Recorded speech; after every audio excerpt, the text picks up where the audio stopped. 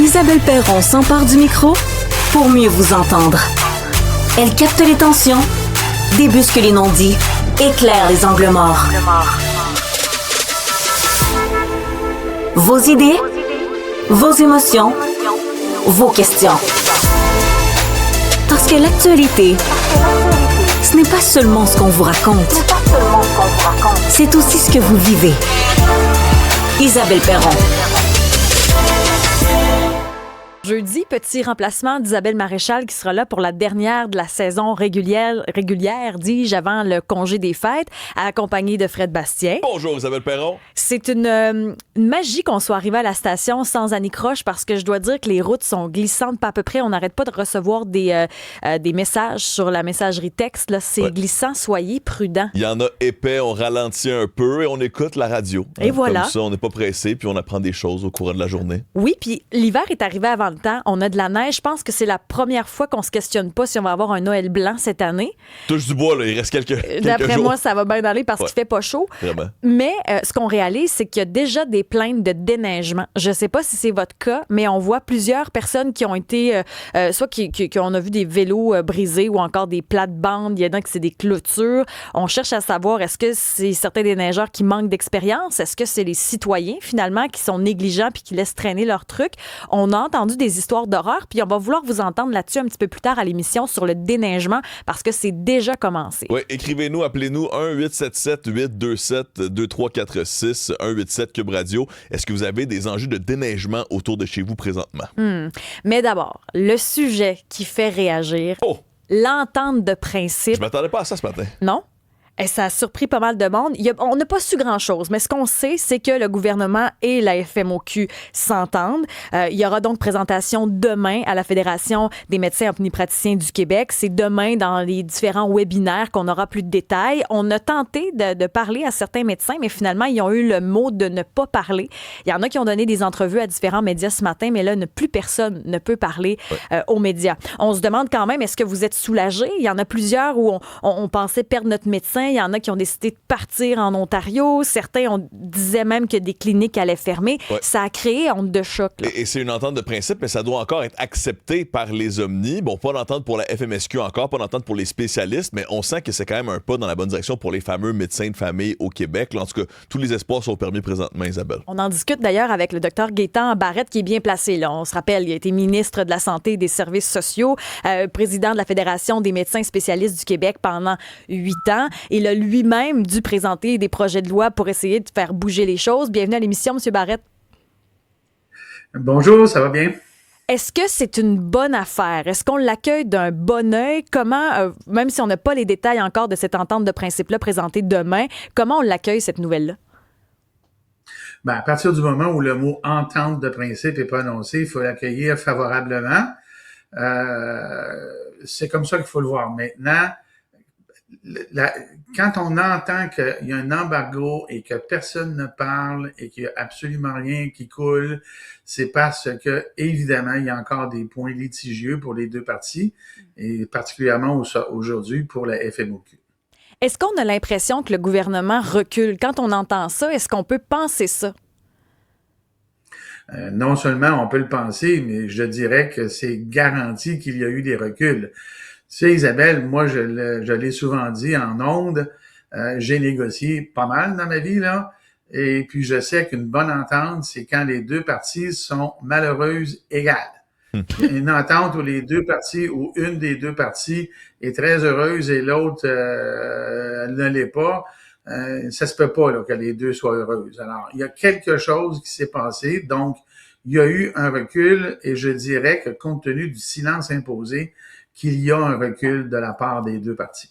Bien, on nous disait aussi ce matin, vous allez voir, c'est gagnant, gagnant, gagnant, gagnant pour le citoyen, gagnant pour le gouvernement et les fédérations, mais qu'est-ce qu'on gagne vraiment?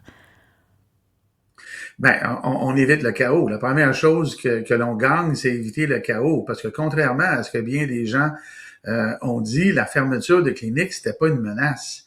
Les calculs, c'est démontré, et le ministère de la Santé, et je le répète, à sa tête, il y a un comptable, Christian Dubé.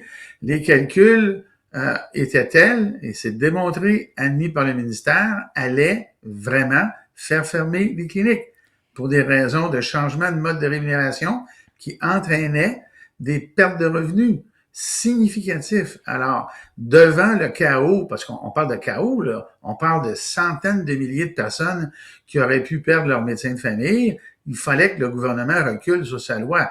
Et là, on peut se poser la question, ben, comment ça se fait qu'une ministre de la Santé, qui est un comptable, un CPA, puis qu'on dit toujours les CPA, c'est les meilleurs, les meilleurs, les meilleurs, mais comment ça se fait qu'on arrive avec une loi qui fait perdre le monde, fait perdre les médecins à un point tel que les patients vont perdre leur médecin. Alors, il y a sans aucun doute de ce côté-là des aménagements qui vont être reçus favorablement par les médecins, ce qui est une bonne chose. Là, on veut donc reporter à la fin du mois de février là, cette fameuse entente. Est-ce que les cliniques vont rester ouvertes finalement? Parce qu'il y a des médecins quand même qui sont partis en Ontario, qui sont déjà partis dans les Maritimes. Il y en a qui avaient déjà déserté. Est-ce que les cliniques qui avaient menacé ou qui avaient mentionné qu'ils allaient fermer en début d'année, est-ce que ça, on peut espérer qu'on recule là-dessus? Oui, alors ça, je pense que la majorité des cliniques qui envisageaient de fermer, non pas par moyen de pression, mais par la force des choses, vont rester ouvertes, sauf celles où les médecins qui quittent pour la retraite. Les médecins qui quittent pour les autres provinces, par exemple, ils vont être en difficulté. Mais je pense que c'est une minorité. Mais les médecins qui ont décidé de prendre leur retraite et qui ont résilié leur bail et ainsi de suite, ça va être plus difficile. Je pense qu'ils peuvent revenir pareil, mais les retraites, c'est plus problématique parce que, écoute, tu prends ta retraite, là, surtout les médecins plus âgés, c'était des médecins par définition très productifs. Et on dit dans le jargon de la médecine aujourd'hui que un médecin de 62, 64, 68 ans, ça en prend 2 pour le remplacer. C'est même pas de la caricature, Isabelle, c'est la réalité. Prends un médecin de 62 ans qui prend 2000 patients à sa charge, ben là, aujourd'hui, un jeune qui sort de l'université en prend 500. Alors, c'est facile à faire comme calcul, là. Mais est-ce qu'on a de la difficulté à attirer les médecins, à en former? Pourquoi c'est si difficile, justement, de ne pas en venir à des chaos comme ce qu'on était sur le point de vivre, puis qu'on a un peu vécu quand même par la bande, là? On n'a pas de misère à former les médecins, on n'en a jamais formé autant. OK. Je te donne un exemple. Quand moi, quand j'étais ministre, par exemple, on formait par année 849 médecins, on est rendu à 1200. Il y a une capacité de formation. Là. On peut pas demander à son voisin de donner une formation en médecine. Là. Ça demande un encadrement et tout ce qui vient avec. Alors, la capacité de formation des médecins au Québec, elle est à son maximum, puis à bien des égards, elle est à la limite de ce qui est acceptable. Alors là, je pense qu'on peut pas en faire plus. Mais on en fait déjà pas mal plus qu'il y a 10 ans, par exemple. Le problème, c'est que la productivité, le nombre de patients pris en charge, le temps partiel, ce genre de choses-là, ça vient tirer vers le bas la capacité d'offrir des services. Alors, ce qui est annoncé aujourd'hui, on comprend dans l'entente de qu'il y a 2 choses qui semblent assurées, selon le discours du premier ministre. Un, il va y avoir la capitation. Et ça, c'est une banalité, je l'ai toujours dit, parce que les médecins ont toujours été en faveur de la capitation. Le problème, c'était l'application. Ça, c'était la loi de Christian Dubé. Maintenant, l'application, ben là, on parle d'objectifs, l'offre de service, la prise en charge. Là, j'ai bien hâte de voir le détail de ça parce que la clé, elle est là. Je l'ai souvent dit, la capitation, c'est un excellent modèle pour les médecins de famille, mais ça peut pas être juste ça. Il faut des paramètres d'application. Les paramètres de Christian Dubé étaient d'une agressivité sans fin. C'était littéralement soviétique. Et en plus, on fixait des objectifs inatteignables. Alors, on les mettait partout en partant. Alors là, il y a dû y avoir des reculs de ce côté-là. Moi, je m'attends demain, là, Isabelle, à ce qu'on nous dévoile les grandes lignes d'une loi 2 édentée, adoucie, avec ce qui va rester. 3 choses. Il va rester la capitation. Tout le monde est d'accord avec ça. Je le répète, c'est pas ça qui était l'enjeu. Qu'est-ce que ça va changer objectifs, pour le citoyen? Qu'est-ce que ça va changer, ça? Ben, ce que ça va changer pour le citoyen, essentiellement, c'est que les médecins, à cause du deuxième critère qui est celui de l'objectif, de la prise en charge, ils devraient être plus disponibles. Donc, offrir plus de rendez-vous, ce qui a toujours été l'objectif de tous les gouvernements. Si ça arrive, ben ça veut dire plus de facilité pour avoir un rendez-vous. Ça veut dire que probablement qu'il y aura un objectif clair sur la prise en charge de patients vulnérables, mais je m'attends à ce que les pénalités, par exemple, disparaissent. Et je m'attends aussi que dans l'entente, il y ait une certaine somme d'argent additionnelle pour compenser la problématique des cliniques qui ils sont gelés depuis 10 ans. Là. Tu sais, les coûts d'opération augmentent, eux autres-là. Là. Alors, il doit y avoir un aménagement pour faire en sorte que sur le plan affaires, sur le plan des opérations, les cliniques ne ferment pas par faute de financement. Donc, attendons-nous à ce qu'il y ait beaucoup de recul dans la loi de Christian Dubé, donc tout ce qui était liberticide, pénalité, ce genre de choses-là, et qu'on se retrouve avec une loi beaucoup adoucie. Et ça, je peux te dire une chose, Isabelle, ça, c'est le résultat de l'intervention de François Legault. Parce que Christian Dubé, c'était une... Il a fallu que le PM, le premier ministre, s'en mêle pour qu'on change quelque chose, là, puis on allait dans un cul-de-sac profond. Là. Oui, puis je dirais, le premier ministre est France-Hélène Duranceau parce que, puis je vais donner un exemple. Il y a 3 semaines à peu près, là, 2 semaines, rappelle-toi, Marc-André Ammiot, le président de la FMOQ, avait rencontré seul à seul François Legault. Puis il était sorti de la rencontre très positif. Et la semaine dernière, il a re-rencontré François Legault parce que sa critique était, ben oui, mais monsieur le premier ministre, tout ce qu'on a discuté, ça s'est pas rendu à la table. Ça veut dire quoi, ça? Ça veut dire que le premier ministre avait compris les messages de Marc-André Ammiot, promis des aménagements, mais ça n'a pas descendu à la table. Ça veut dire que Christian Dubé avait encore une influence parce que depuis le début, à chaque fois qu'il y a eu une avancée, Christian Dubé arrivait à la table de négociation et dit non, c'est mon plan ou rien. Alors là, ça s'est arrivé au premier ministre. Et là, la deuxième fois, manifestement, le premier ministre se dit ça va faire, je suis le premier ministre, voici les aménagements qu'il va y avoir. Alors là, moi, je veux dire une chose, Isabelle, qui pour moi est très claire aujourd'hui, là. On préserve l'orgueil de Christian Dubé. Hein? Il y a des reculs, mais on va laisser son nom sur la loi pour la paternité de la loi.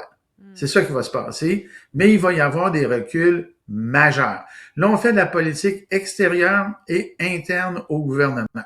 Mais le résultat positif, là, il appartient en premier lieu à François Legault, en deuxième lieu à France-Hélène Duranceau, et je pense que heureusement, Christian Dubé n'a pas eu le dernier mot dans cette affaire-là. Gaétan, tantôt, tu parlais de capitation. Pour le bien des gens qui nous écoutent, peux-tu juste nous réexpliquer en quoi ça consiste, la capitation? Essentiellement, là, c'est le contraire de la rémunération à l'acte. La rémunération à l'acte, c'est vous rentrez dans le bureau du médecin, il vous examine tel tarif. Il vous fait une prise de sang, tel tarif. Il y a des tarifs pour tous les gestes. La capitation, c'est l'inverse. On donne un montant forfaitaire par patient inscrit. Un médecin, par exemple, va inscrire 1000 patients et dépendamment de la lourdeur du patient, un patient compliqué, un patient simple, il va recevoir un montant annuel. Peu importe le nombre de visites. Si j'inscris une personne que je vois 0 fois dans l'année, là, ben, je m'en vais avoir un montant annuel quand même. Mais pour qu'il y ait un peu de production, là, pour pas que ce soit un chèque en blanc, on ajoute à la rémunération une douzaine d'actes, mais des actes très généraux qui permettent au médecin d'augmenter sa rémunération, mais en offrant des services à la population. Essentiellement, c'est ça. La troisième chose, c'est que on simplifie le livre de code. Le livre de code, là, il y a peut-être 5, 6, 7 000 codes qui existaient. On va tomber à 12, si le modèle n'a pas changé.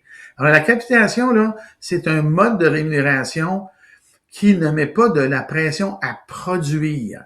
La rémunération à l'acte, c'est pas compliqué. Le docteur, plus il en fait, plus il gagne son argent. Fait que là, il y a bien des gens qui disent, ben non, on est allé devant le docteur 5 minutes, là, puis il nous fait revenir pour mon deuxième problème. Ouais. La capitation, c'est ça la bonne rémunération pour la prise en charge. Monsieur Tremblay, moi, je vais recevoir un montant, peu importe le nombre de fois que vous allez venir me voir. Puis si vous ne venez pas me voir, j'ai un montant d'argent. Puis si vous venez me voir, j'ai un montant additionnel. Ce qui permet au médecin de prendre son temps pour vous voir. D'ailleurs, c'est ça qui va être le problème, parce que on va voir ça va être quoi l'objectif. Parce que si moi, avant, j'étais à l'acte, puis je voyais mes patients aux 5 minutes, aux 10 minutes, puis là, je prends 1 heure par patient, ben là, on va avoir l'effet contraire. Alors, c'est le dosage de ça qui fait en sorte que la capitation, c'est bon, mais qu'on reporte le projet de loi jusqu'au 28 février, parce que même si on s'entend sur la capitation, faut écrire les objectifs pour pas qu'au bout de la ligne, comme je viens de l'expliquer, on se retrouve avec moins de services plutôt que plus de services. Il y a quelque chose pour le public qui est difficile à comprendre. Parce que dans le temps, quand vous étiez ministre, il y a eu le projet de loi 10, Ouais. projet de loi 20. Projet de loi 20, on voulait encore que les médecins voient plus de patients, entre autres. Il y avait d'autres choses à ce projet de loi-là, mais on voulait donc améliorer que plus de gens aient accès à un médecin, que les médecins en voient plus. On est 10 ans plus tard. On propose encore un projet de loi où on veut que les médecins en voient encore plus de patients. Pourquoi on n'y arrive pas? Pourquoi on a l'impression qu'on est toujours dans un cul-de-sac? Ben, c'est parce que c'est le dosage. À faire rire Isabelle, là, la loi 20 que je faisais visait exactement la même chose. Mais il y avait une grosse différence. Il n'y avait pas de pénalité universelle. Il n'y avait pas des objectifs universels qui faisaient en sorte, comme dans la loi de Christian Dubé, sa loi faisait en sorte que si mon voisin atteignait pas son objectif et que moi, dans mon groupe, je les atteignais, j'étais pénalisé pareil. La loi de Christian Dubé était très agressive, beaucoup trop agressive. En réalité, ce qu'il a fait, Christian Dubé, il a pris la loi 20 là, que j'avais mise en place, il l'a réécrite en ajoutant des sanctions extrêmes. Et ça ne passait pas. Moi, quand j'avais fait ma loi, je vais donner un exemple, je disais aux médecins, voici le minimum que vous devez livrer, et pas en termes de rendez-vous, d'accès pour les patients, mais comme dans les livres, dans les statistiques, on voyait qu'à peu près 40-45% des médecins étaient à temps partiel. La loi 20 était faite pour dire à ceux qui sont à temps partiel, bien écoutez, si vous êtes à temps partiel, il y a une conséquence. On vous demande pas de travailler 100 heures par semaine, on vous demande de travailler 35 heures par semaine, mais avec une certaine fréquence, une quantité de travail. Ben, si ça avait été appliqué, là, on n'aurait jamais eu besoin de la loi 2. Et je vais te donner un exemple. Isabelle, tu vas voir, là, tout le monde va comprendre.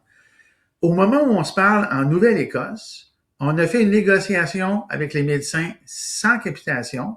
On leur a donné une méga augmentation, mais avec des objectifs. Et un des objectifs, là, c'est ceci. Vous devez travailler 46 semaines par année, 35 heures par semaine, mais vous devez avoir une moyenne de patients vus, de quelque manière que ce soit, de 2,8 à l'heure. Est-ce que ça fonctionne? Ça, c'est essentiel. Ben, non seulement ça fonctionne, il n'y a plus d'attente. Juste pour te donner une image, là, 1,8 à l'heure, 2,8 à l'heure, grosso modo, dans une journée, ça fait 20 patients par jour. 20. Tu sais, il y a des patients que ça prend 5 minutes et des patients que ça prend 20 minutes. Il y a des patients que ça prend une demi-heure. Mais la moyenne, c'est ça que ça donne. Puis avec ça, il n'y a plus d'attente. Ben moi, j'avais fait exactement la même chose il y a 10 ans. Je disais aux médecins, 3 à l'heure, 35 heures semaine, 40 semaines par année. Mais il y en a qui faisaient moins que ça. À l'époque, Isabelle, tiens-toi bien, le nombre de patients moyens vus par jour était de 14. Oh. En Nouvelle-Écosse, ils demandent 20. Alors, c'est ça qui est l'enjeu. Il fallait simplement faire une loi, ce que j'ai fait, la loi 20, qui était adoptée. Elle était mettable en vigueur en 2018. Philippe Couillard n'avait pas voulu. Mais c'est des affaires simples de même qu'il fallait faire. Mais... Et là, aujourd'hui, je pense qu'on revienne tout simplement à ça, mais on est passé par un psychodrame. Mais oui, les puis ça fait mal, puis j'ai l'impression que ça va faire encore mal un bout de temps. Puis ça fait réagir. On a Simon qui est au téléphone parce qu'on se demande si on est soulagé là, après toutes ces inquiétudes des dernières semaines. Simon est avec nous. Simon, est-ce que cette entente-là qui pourrait être signée dans les prochains jours, là, est-ce que ça vous soulage? Personnellement, oui. Moi, présentement, je suis infirmier à l'urgence dans un hôpital de l'Est de Montréal, puis j'ai un médecin de famille qui a 62 ans dans une clinique aussi. Puis à chaque fois que je le vois, ça prend 30 minutes. Lui, il y a 1500 patients. Puis quand je l'ai vu il y a peut-être 2 semaines, il m'a dit les frais accessoires, c'est ça, que s'il ne change pas, je vais prendre ma retraite. Puis lui, il y a 1500 patients, puis il en voit 2 à l'heure. C'est sûr que c'est un vieux médecin qui prend son temps, l'écoute, tout ça. Mais je pense que ce que le docteur Barrette dit, ça a bien de l'allure.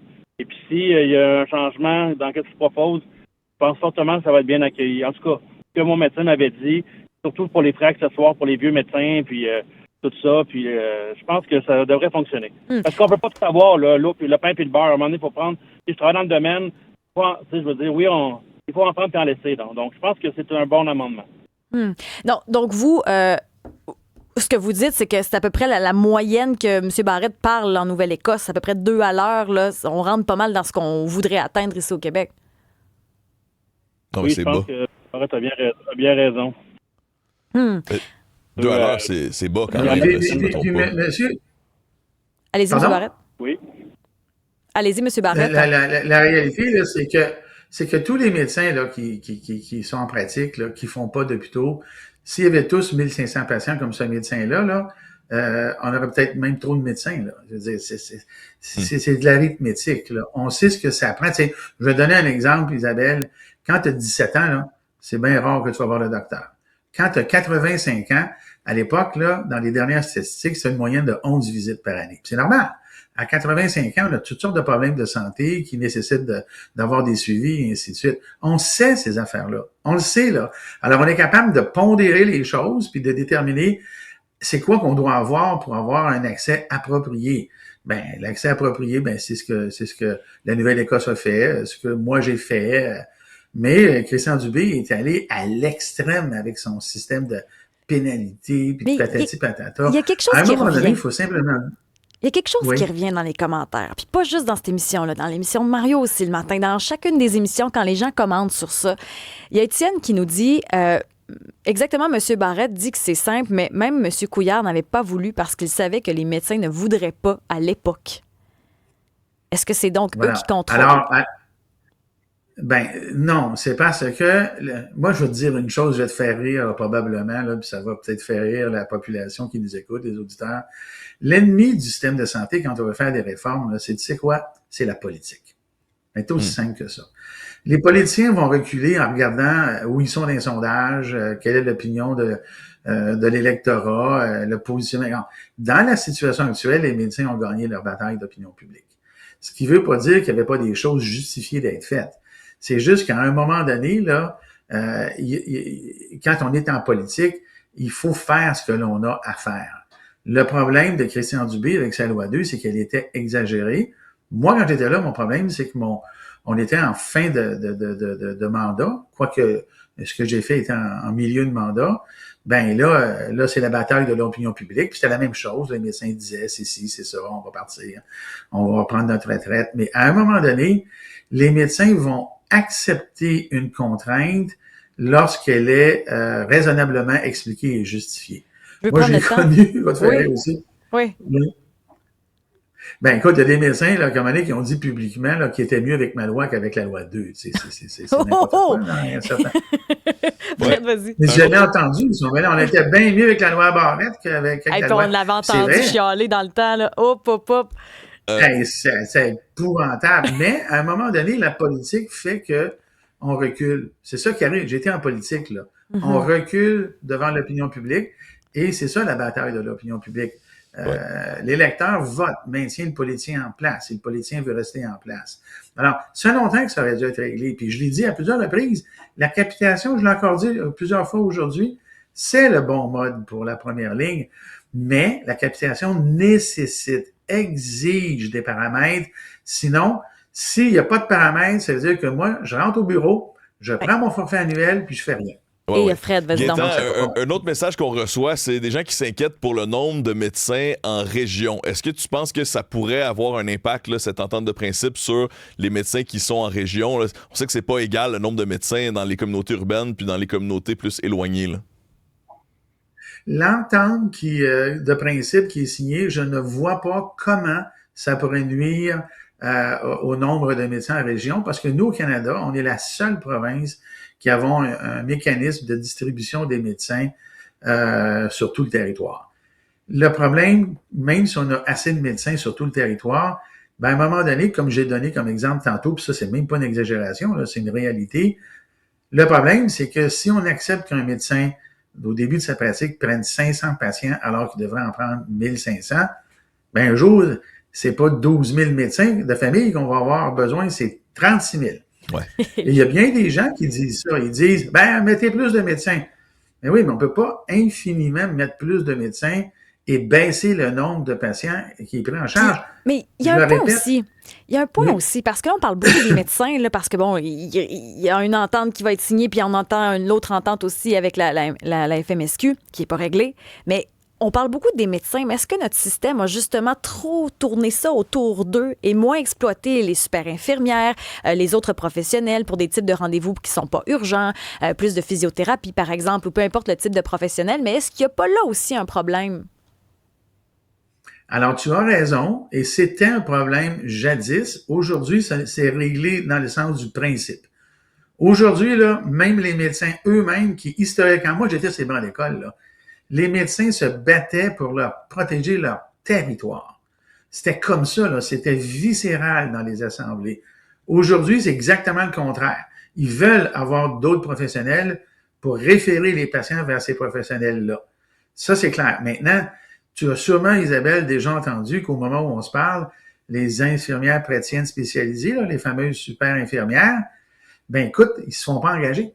Elles ne se font pas engager à Santé Québec. Alors, tu as raison, on n'en utilise pas assez. Quand on parle des physiothérapeutes, des psychologues et tout, le Québec est la province au Canada où pratique 40% des psychologues du Canada au complet, mais ils sont au privé. Alors, moi, j'ai pas entendu à date de négociation avec les psychologues, ni, entre guillemets, de les nationaliser, là, c'est peut-être pas le bon mot. Mais notre problème, nous, là, c'est qu'ils viennent pas au public, les psychologues, parce que la rémunération est beaucoup trop inférieure par rapport au privé. Alors, on a une force de travail dans les autres professionnels qui n'est pas dans le public. Puis en plus, ben, il en manque. Il y a des secteurs où il en manque pas, comme en psychothérapie. Et ça, va falloir vous recevoir pour parler de ça parce que c'est un autre enjeu, ça, le système à deux vitesses. Dr Gaétan Barrette, merci d'être passé à l'émission. Oui. Merci, au revoir. Et comme à chaque fois, Fred, ça fait réagir sur les réseaux sociaux. Oui, puis il y a Marc là, qui dit faut pas oublier que même si on est rendu à 11 visites à 85 ans, faut pas oublier qu'il faut faire aussi de la prévention. Hein. Les habitudes de vie, ça commence tôt, le tabagisme, etc. Donc, oui, on peut aussi s'aider là, en tant que patient en prenant soin de nous plus tôt dans notre vie. Donc, en plus d'avoir un bon système de santé, on peut aussi espérer avoir un bon système de corps personnel, Isabelle. Ben, parlant de prendre soin, est-ce que votre déneigeur prend soin de votre cour ou saccage tout? Est-ce que vous avez des problèmes avec les déneigeurs? 187 Cube Radio, 1877 827 2346.